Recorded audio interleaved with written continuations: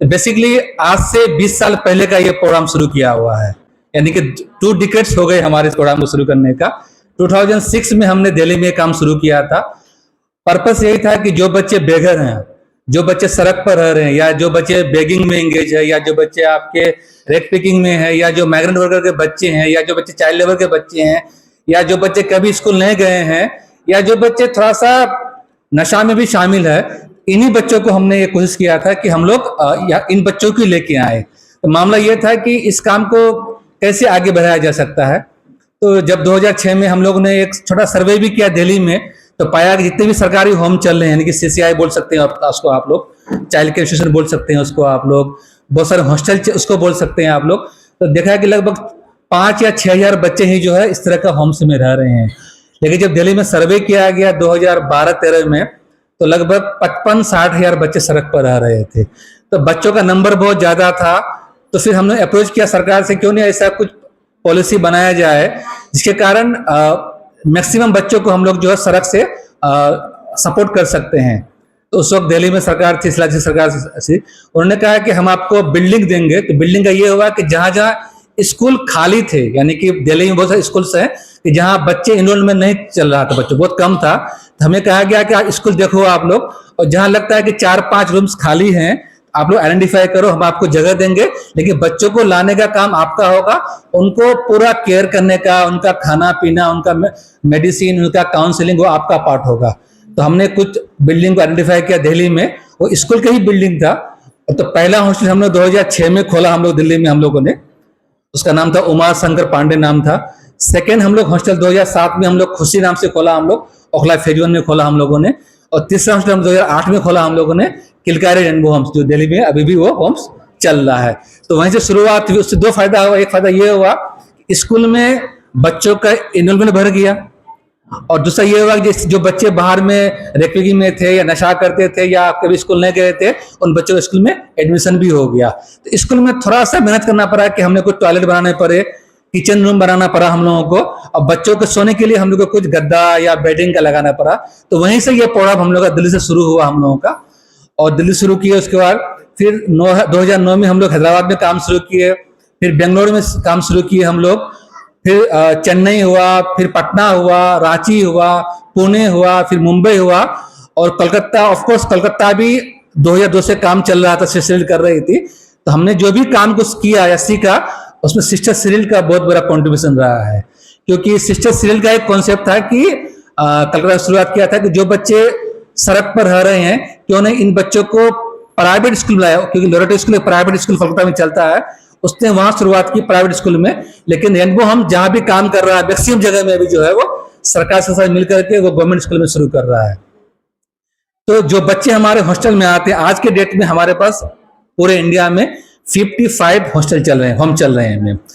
लेकिन कहीं हॉस्टल है, कहीं सीसीआई है, दोनों में अंतर है। आप तो मैम यूनिसेफ में है, तो सीसीआई वो हो गया जहां बच्चों को हम लोग अंडर ग्रेजुएट लाइसेंस दिए हुए हैं। दिल्ली में सीसीआई चल रहा है हमारा, हैदराबाद में सीसीआई चल रहा है हमारा, बेंगलोर में सीसीआई चल रहा है हमारा, चेन्नई में सीसीआई चल रहा है। कुछ सिटी में हम लोग हॉस्टल चला रहे हैं। हॉस्टल का मतलब ये हुआ कि हमारा जो एमओयू है वो डिपार्टमेंट ऑफ एजुकेशन से मिला हुआ है अंडर यूडीआरएच प्रोग्राम।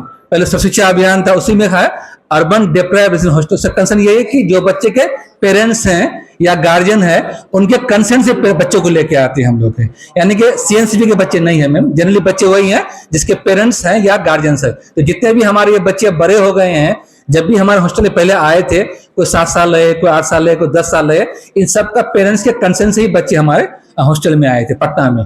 और पटना में, रांची में हो या कोलकाता में हो, बाकी जगह जो सीसीआई चल रहा है, वो तो सीसीआई होता है, तो फिर वो अंडर जेजे एक्ट में वो सीडब्ल्यूसी को अधिकार है कि वो बच्चे को आपके यहाँ भेजते हैं। तो जहां सीसीआई होगा उसकी पूरी मॉनिटरिंग जो है सीडब्ल्यूसी करती है, डीसीपीयू करती है। जहां हॉस्टल चल रहा है उसकी मॉनिटरिंग हमारे यहाँ डीओ करते हैं, बीओ करते हैं, और प्रिंसिपल के अंडर में होता है। तो ये तो मैंने एक लीगल पार्ट बता दिया। जो बच्चे हमारे हॉस्टल में आए, तो हम लोग का काम होता है कि उनको पहले जो बच्चे आते हैं उनका असेसमेंट करना है कि बच्चों को कोई हेल्थ का इशू तो नहीं है, बच्चों को बीमार तो नहीं है। क्योंकि जनरली देखते हैं जो बच्चे हमारे आते हैं, मैक्सिमम बच्चे मानवेश के शिकार होते हैं। अब पटना की मैं बात बताऊं तो लगभग एक हमने सर्वे भी किया था, राजीव चंद्र पाया कि लगभग 75-80% बच्चे मानवेश बच्चे हैं। तो आप लोग जब आए होंगे पहले, जब 10 साल पहले, अब तो बड़े हो गए आप लोग, तो आप लोग को लगा होगा कि आप लोग किस कंडीशन से हमारे यहाँ आए थे, हॉस्टल में आए थे। आज तो आप लोग बड़े हो गए, आज कॉलेज में पढ़ते हो, कोई बच्चे हमारे आज जॉब भी कर रहे हैं, कुछ बच्चे तैयारी भी कर रहे हैं। लेकिन आप कोशिश करोगे, जब आप लोग सोचो जब शुरुआत में आए थे तो किस पोजीशन पर थे और आज आप लोग कहाँ पहुंचे हो। ऐसे ही अभी भी पटना के पूरे देश में लाखों बच्चे हैं। यूनिसेफ का एक सर्वे भी है कि लगभग 2 करोड़ बच्चे हैं मैम, 2002 का सर्वे था, जो बच्चे अभी भी सड़क पर रह रहे हैं।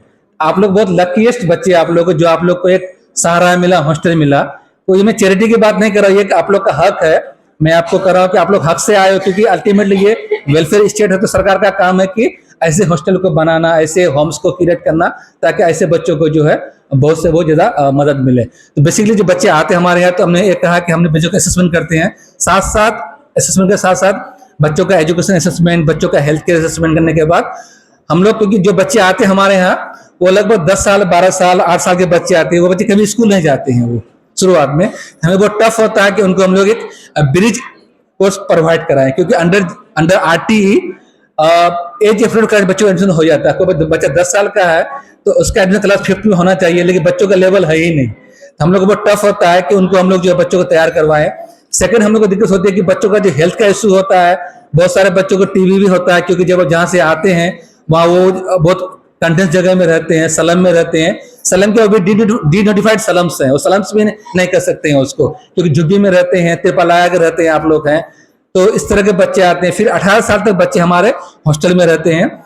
तो एक प्रोग्राम हम लोग का हो गया कि जो उसको बोलते हैं हम लोग RC, रेजिडेंशियल केयर बोलते हैं, जिसका उम्र है 6 to 18। ये जो बच्चे हैं मैम, ये बच्चे बेसिकली 18+ वाले बच्चे हैं, यानी अब ये कहलाते हैं यंग एडल्ट्स। तो आज इन्हीं का प्रोग्राम है। तो रेनबो होम्स, मैंने पहले कहा कि आज के डेट में लगभग 6000